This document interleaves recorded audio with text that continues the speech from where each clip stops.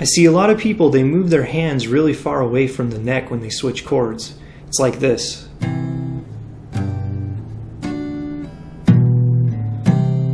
Okay, you don't need to do that. Keep your fingers close to the neck when you're switching, like this. Okay, once again, we don't want this. We want this.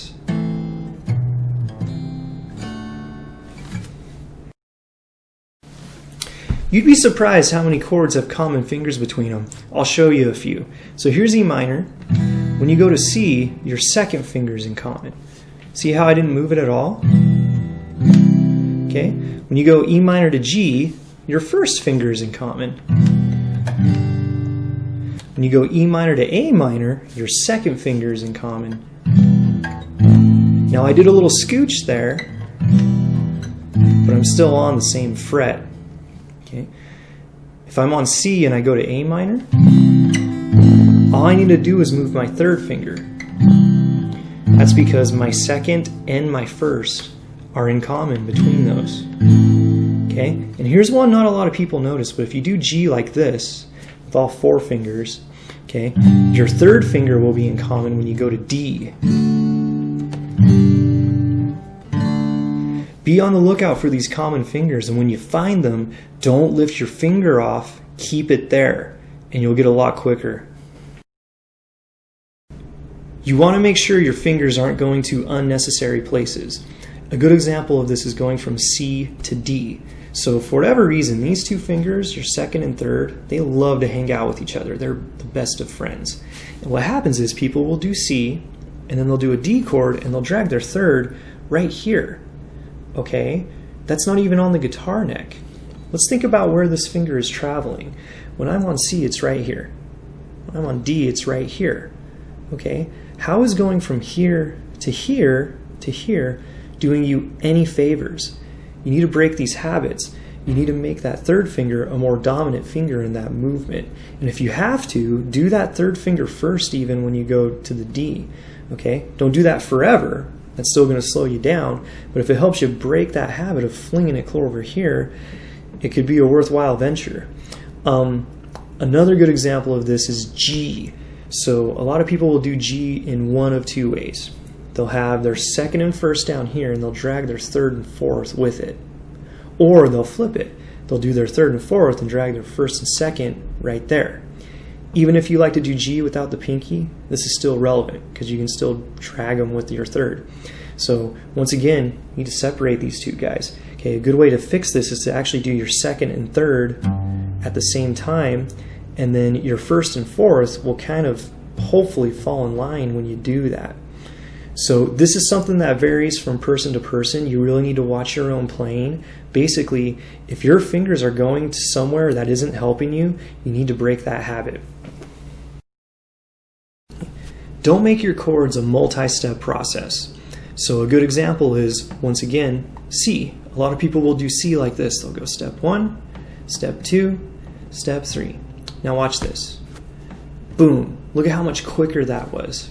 This happens with C a lot because kind of relevant to my last tip, but they'll fling their fingers clear out here, okay? And that's why they have to do this huge reach around. Make sure you're hanging out over the neck, you're hovering over it.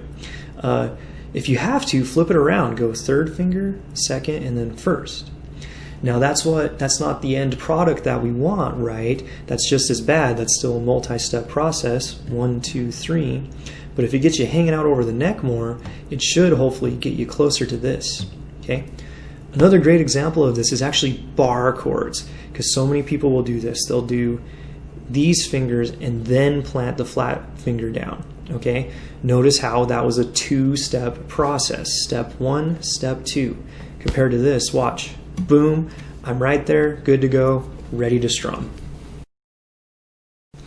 Be on the lookout for common shapes. A good example of this is going from an E major to an A minor.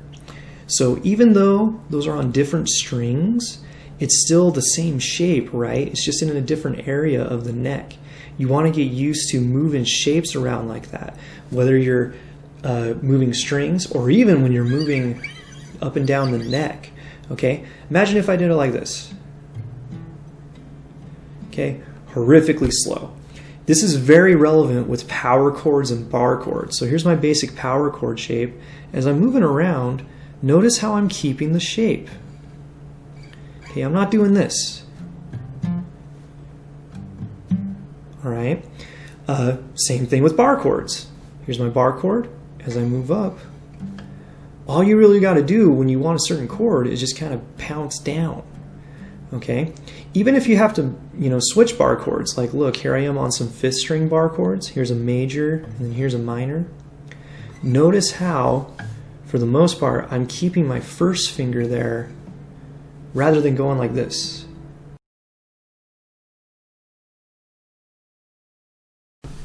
So don't make this your go-to, but if you have to, change the fingering around on a chord. So one that I've seen a lot is people will do G like this. So I've got my 3rd, 2nd, and 4th finger. And the reason why this is useful is it's really easy to get to C when you do that. All I got to do is move up my 3rd and 2nd a string and add my 1st, and there's C. So you shouldn't have to do this on basic chords too much, but if you're doing like some really advanced jazz chords, or you're doing like some finger style thing and you got some weird hammer-ons or pull-offs that you have to deal with, if you have to, switch the fingering around. You need to break out of your mental blocks. So if you're doing this all the time,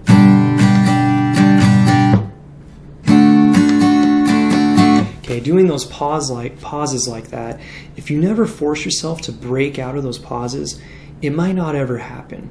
So here's something to try to hopefully help with this. Take 2 chords, it could even be chords from a song you're learning, do a strum pattern on the first one, but the second one, only strum it once, and you'll be left with this. Okay? What you're doing is you're freeing up some mental space to focus on getting there in time. That should be your goal when you're doing that, is to break through that pause. If you don't have to worry about the strum for a minute on the second chord, okay, it'll hopefully make it easier to make it happen. Then after a while, when you do get that chord in time, and you don't have to think about it as much, hopefully you can add the strum pattern on the second chord, and then this will happen.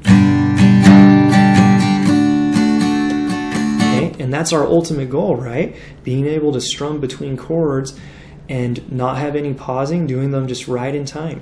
So I have seen students where when it comes to the first 6 tips I gave you, they've mastered them. It's great. Their chords are looking beautiful. But the moment we get strumming and trying to do everything in time, there's still those pauses going on.